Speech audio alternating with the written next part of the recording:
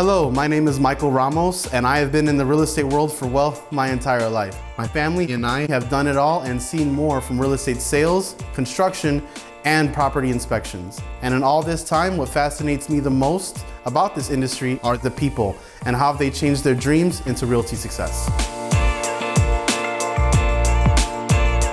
This program is brought to you by City Home Inspectors, your one-stop shop for all your home inspection needs. Hello, everybody, and thank you for tuning in to this week's episode of From Dreams to Realty Success, where we share inspiring stories of top achievers in real estate industry. Today, we have Jose JC Gonzalez. JC quickly became a top producer when he became licensed and now has his own team over at Realty of Chicago. I have personally witnessed with my own eyes JC's worth ethic and compassion for his clients, and he's truly one of the best out there. I do have another segment here. It's kind of a surprise I'm not telling anybody about, but I do have a letter from Baxty. For those of you who don't know, Baxty is my mother, and she's the owner of City Home Inspectors, and she really does study the market and everybody in it. And this is what she had to say about JC. JC, I have watched since day one. He's a super organized and professional, very attentive to his clients, and a great negotiator. He's definitely a good businessman. And yeah, that was what Baxi had to say about you. So yeah, thanks JC so much for coming in, man. I really do appreciate you coming in. I know you're very busy, so I really do appreciate it. Yeah, thanks for having me. Yeah, no problem. I just want to get right into it. So I know before we got on, I kind of spoke to you about your past, and you told me that you're originally from Mexico? Yeah, I was born and raised in Mexico. So what age did you come to the U.S.? I came here when I was 12. Well, more like my parents brought me, yeah. Okay. and then what did you study English at all when you came over, or you were just strictly Spanish and you had to learn when you got here? No, so I mean every person that is an immigrant could tell you that migrating here is one of the hardest things they've ever had to do, just because of the culture shock, the English shock. And yeah, when I came here, they took me to elementary, where I was segregated with the other ESL kids, so English as a first language. I'm sorry, as a second language. And I remember thinking to myself, I don't want to be here. I want to be with all the other kids. So I kept grinding, and after 6 months, they put me with the regular kids. Oh wow. Wow, that's awesome. Yeah. So you just took it. And then, was it easy for you to take it? Because your English sounds great. Like, I would have never guessed, like, ever since I met you, that this is your second language. So was it like, do you feel like there's something in you that made you click to it, or was it very stressful? No, it was really, really stressful. Mm-hmm. Yeah, I bet.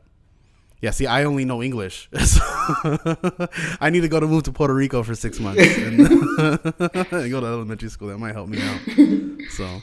And I tried too. I could understand Spanish here and there. I could pick up every couple words, but I can't hold a conversation to save my life. Like, I can't do it. I got to work on that for sure. I remember when I first met you, I started talking to you in Spanish, and you're like, "No, dude, I'm sorry, I don't know anything you just said." Yeah, I can't. I was like, yeah, I tell everybody, I was like, my parents, they use Spanish to talk adult talk, you know what I mean? So like, we would be like, what'd you say? Like, oh, we were talking in Spanish for a reason, so you don't listen, So it was like they never really took the time to teach us, because that's how they got to talk crap about us, You're like, I heard my name, something about me. Right, yeah. I was like, oh, what did I do now? Because it was always Mikey, you know what I mean? So what did you do before you decided to get into real estate?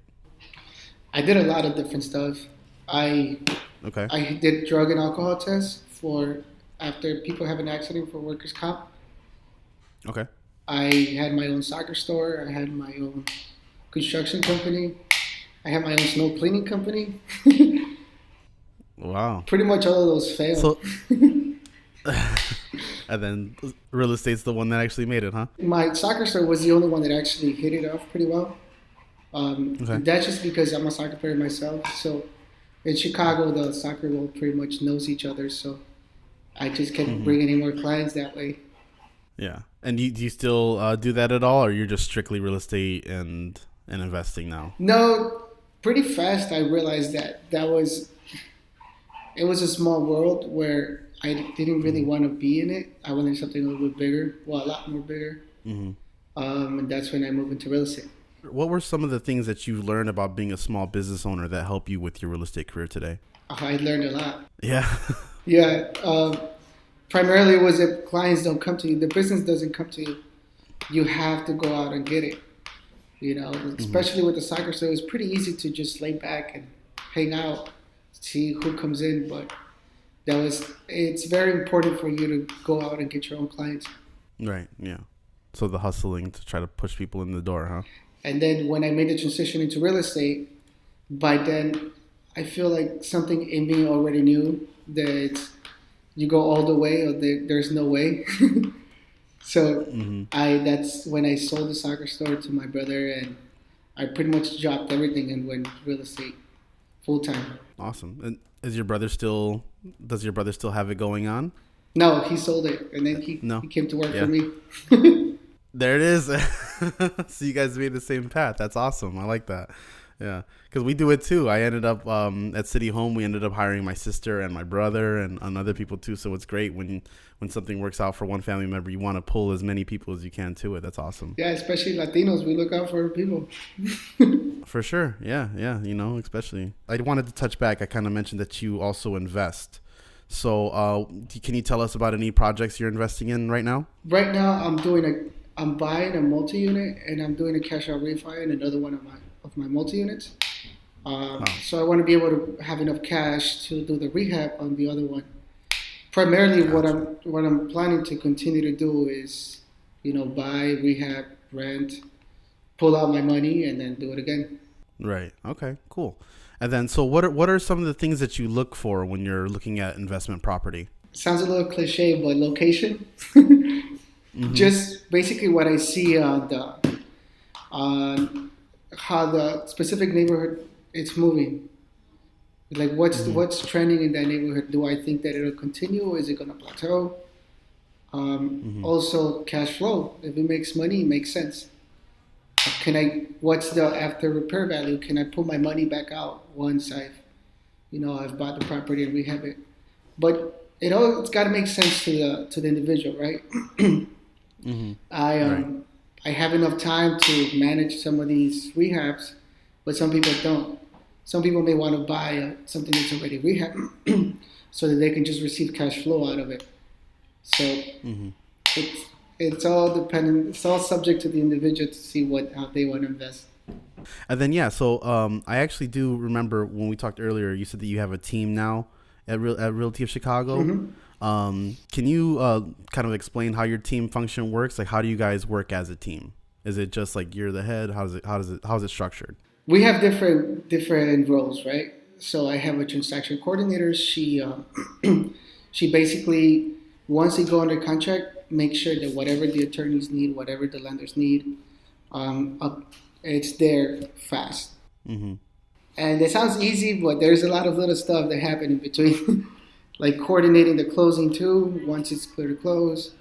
A lot of times the lenders need help reaching out back to the buyers, because the buyers, they're a little bit busy, so they haven't been able to reach out to the lender. Sometimes the buyers reach out to us because they don't understand the lender. So it's just like pretty much helping the buyers go all the way through. With the sellers is sometimes some things need to be coordinated, so she's the one that handles all that. I have another person that does my marketing. So basically, this person is logged into my Facebook, to my Instagram, because I'm constantly running ads, Facebook ads, and they're replying to all those messages. They're following up with the lenders of people that leads that we've sent to a lender. So if somebody reaches out to me reaches out to that assistant is going to be able to talk to them and tell them what the requirements are, and if they're good, they'll send them over to a lender. Then that assistant is following up constantly with the lender to see if the pre-approval is ready, because sometimes lenders can take a little long, or they're busy, so you want to keep bugging them. Not only that too, because like you might have a client that you tell them where to go, and then after they get that pre-approval letter, they forget who you are, and then they go somewhere else. So exactly. That's something too that you want that follow up, because I'm pretty sure without those systems in place, people lose a lot of customers that way. You never know. Yeah, you can definitely lose I've had clients that reach out to me because they said, well, I had this realtor that sent me to a lender, and then I have never heard back from neither one of them. So at least that person is guaranteeing that we're constantly touching bases with the buyer. And if, I don't know, the lender is not responsive, they're still going to stick to us, and we'll be able to get them another lender if that's what they want. Yeah, I only asked because like I was at a seminar yesterday, and we were talking about these team-based, like making a team and having your people in your fold, having your lender, having your inspector, having your guys already lined up, just to make it an easier transition. So that's cool that you're implementing it for sure. Because that's something that I learned as well. In business, you got to know what you're good at, and what you're not good at. So if I'm not good at something, I got to hire somebody to do that. Right. You know what I mean? And especially for you, you're very busy. So I know it's hard for you to keep up with all these. All right, I got to be here at this time, and that time. So yeah, definitely. Yeah, you want to branch out for sure. After they're pre-approved, then I send them to I go to one of my realtors in my team, or sometimes I'll handle it myself. Are you more like kind of getting to a point where you're not really out there with the clients as more? Little by little, yeah, little by little. So, wow, yeah, cool. Yeah, and then so how, like, I saw you transitioned to Realty Chicago. I personally love Realty of Chicago offices. I'm always doing events at your locations. It's always a good place for knowledge. So, like, what are some of the benefits of Realty of Chicago for new realtors out there? At least for me, the biggest benefit was my manager broker, David. Mm-hmm. Just because he already had the whole system set up in place. So when I approached him and I asked him, like, so what do you do? What do you have this specific person do? What do you have this other assistant do? He basically spilled the beans of his whole operation. Like he gave me full clarity. Now that's when I had the idea. Well, I'm going to copy this guy. Yeah, for sure. If it's working for him, it's going to work for me. Right, yeah, you copy, but you kind of make it your own at a certain way, with your team. But yeah. Yeah, I'm a little bit more hands-on than he is. Mm-hmm. But he's at a whole nother level. Right, yeah, but it's like, like, okay, I'm only a couple years behind you, and then he'll be at the other level. Yeah. Yeah, I got to get into your office. I've only been to that office a couple times, but I got to get into there. So we got to do some stuff in the future. Yeah. What was one of the things that you love the most about this industry? There are so many things that I like, but if I was to tell you, like, full disclosure, I love that it's cool. Like, obviously, I love helping people. I love when we close, especially with people that don't know, because there's people that approach me and tell me, like, hey, like, I'm almost at 20%. To buy my own house, and that's when I tell them, like, why? You only need 3.5%, 3%. You may even need less if you qualify for down payment assistance, or there's a bunch of other programs that we can do, and that's when people are like, oh my God, I didn't know all that. So it makes me feel really cool. Yeah, right. To be like, yeah, see, you know all this. So and that's one thing. Do you feel like everybody out there should really just go and try to get a pre-approval and just to see where they're at, like to try and get their building blocks? Yeah, why not? I mean, it's basically free information, right? Basically, mostly everybody, every realtor probably realtors not that much, but every lender, they're able to just have a conversation and tell the buyer whether they're going to be good or not. And it doesn't hurt. It's free. So why not reach out? Right, yeah.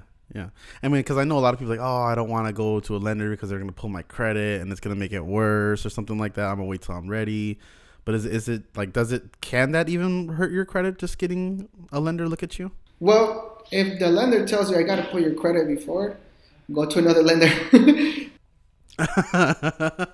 There's lenders that, just having a conversation, just showing them your Credit Karma, they can tell you, yeah, you're going to qualify. Obviously, it's not guaranteed because Credit Karma is just a ballpark of your credit score. So if your Credit Karma tells you 750 and they pull your credit, it comes out at 500, obviously that's where the lender was wrong. Yeah.